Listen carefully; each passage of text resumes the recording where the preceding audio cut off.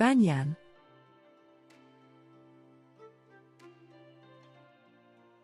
A banyan is a loose-fitted informal robe or gown, typically worn by men in the late 17th to the early 19th centuries. Often very decorative, these garments were made from a wide variety of fabrics, including cotton calicos, elaborate silks, and glazed wool.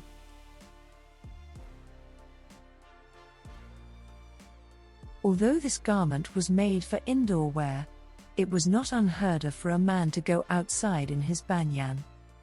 Derived from Banyan, a caste of Hindu merchants from the subcontinent of India. Also spelled Banyan, Banyan. As Adam Getchie discussed, the banyan's appearance in the 18th century as part of larger Orientalist trends. By the middle of the 18th century, Orientalist costume and dress was, among other things, an outward sign of an expanded and freewheeling consciousness. It coalesced into one single item. The banyan, or banyan, the paragon of male informal dress resulting in the robe de chambre, English morning dress, and the smoking jacket. By the middle of the 18th century, it was an important hallmark of intellectual manhood. The banyan rose to prominence in Europe in the 18th century due to trade with Asia, and became a symbol of wealth and sophistication for men who could afford luxurious textiles and leisurewear. Cage crinoline. A hooped cage, worn under petticoats in the 19th century to stiffen and extend the skirt. As Vogue magazine summarizes the cage crinoline as a cousin of the pannier, the crinoline resembled a round skeleton cage that expanded the volume of a silhouette. The Met's display of cage crinolines on dress forms show the emphasized bell-shaped silhouette that the crinoline creates. As the Dictionary of Fashion History describes, the emergence of the wire and tape-style crinolines, a new material made of horsehair. Soon after it became a fabric of horsehair and cotton, used to make stiff under petticoats.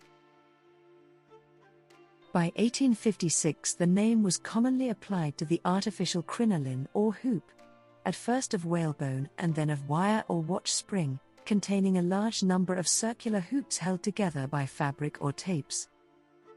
One of the first mass-produced and most widely adopted fashions, the cage crinoline was worn at all levels of society.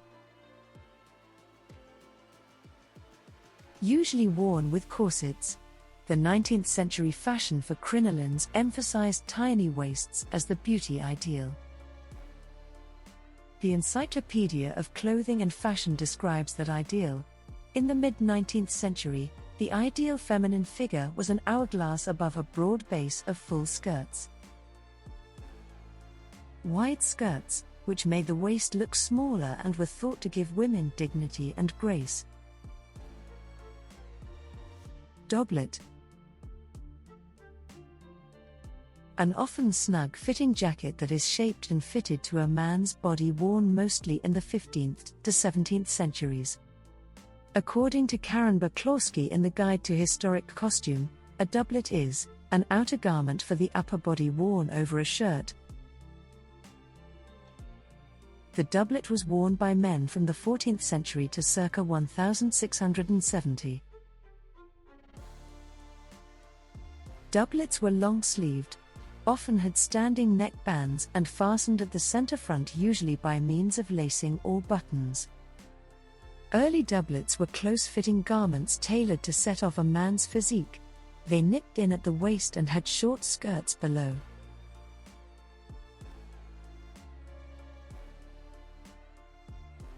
They also provided the means of keeping up the hose, and later the breeches, worn with the doublet. The Berg Dictionary of Fashion History describes the varying forms of the doublet over the centuries. The term doublet, though used in France in the 14th century, was not general in England for civilian wear until the 15th century. It was a padded jacket, worn next to the shirt, close-fitting and waisted but not usually belted unless worn without an overgarment. Doublet skirts varied from non-existent or very narrow to covering the hips, according to changing fashions. In the 17th century, the skirts consisted of a series of tabs of varying depth. In the late 15th and early 16th centuries, the front was widely open, requiring a stomacher or partlet fill-in. The 14th century dancing doublet was often heavily embroidered. Doublets formed part of the fashionable ensemble of clothing worn by men in Europe until the late 1660s. The very short length of this example is characteristic of the extreme style of doublets at their final appearance in the male wardrobe. From 1650 to 1665, doublets shortened so that there was a gap between doublet and breeches through which the shirt could be seen.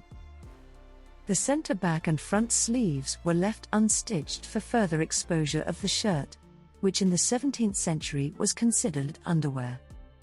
More conservative members of society considered the result rather untidy looking. Such a radical fashion, usually worn by young men, attracted the attention of cartoonists and the condemnation of moralists. Gigot sleeve. A sleeve that was full at the shoulder and became tightly fitted to the wrist. Also called leg of mutton sleeve.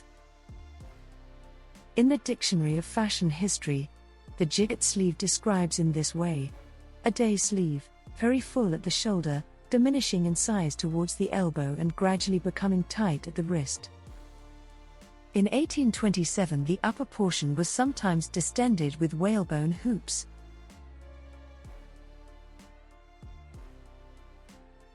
In 1862, used only for summer dresses.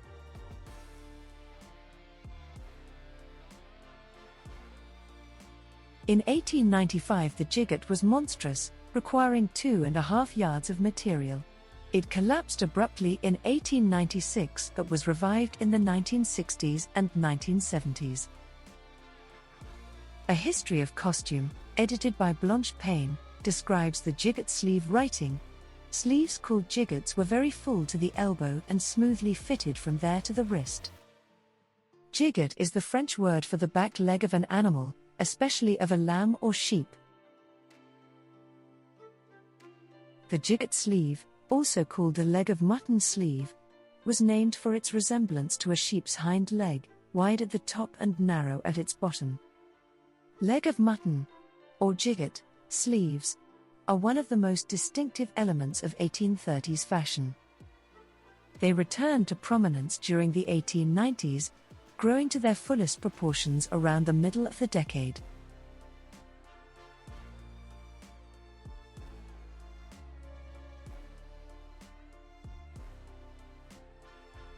Mule. A mule is a backless shoe. Mules, or slippers made with just a vamp and no quarters, arose in the Middle East and were favored by Egyptians, Greeks, and Romans. The term mule comes from the Latin mullius calceus, which indicated the red slippers worn by patricians.